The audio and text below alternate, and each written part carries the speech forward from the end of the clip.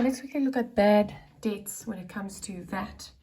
So I'm in your textbook where it says, well, in the notes, bad debts and VAT. There's a whole paragraph written on it, and I'm just going to break it down for you. So let's say, for example, you are recording a debtor that's buying something from you.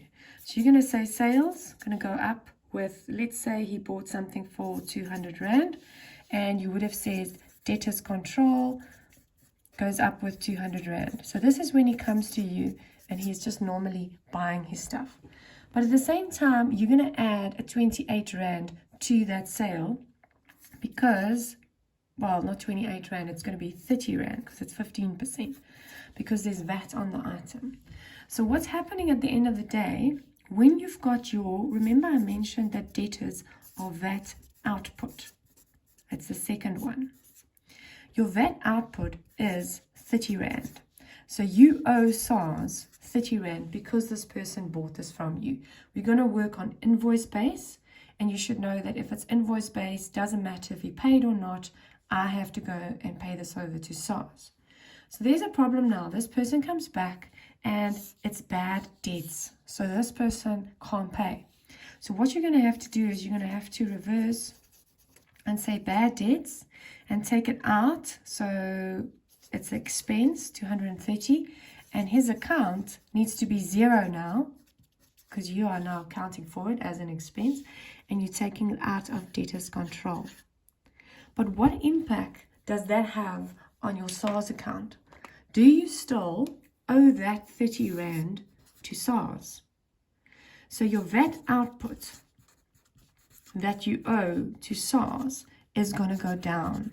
The 30 Rand that you owe them, you're going to take 30 Rand out so that you owe them nothing now for that transaction. Why? Because the person couldn't pay, or he disappeared, or whatever the reason is.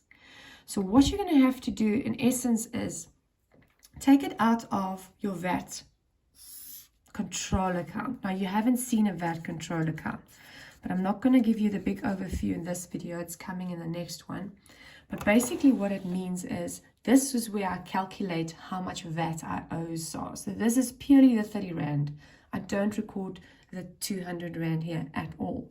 So this is normally a liability. I normally owe SARS, and the balance sits on the right. For grade 10 purposes, we'll focus on it as a liability.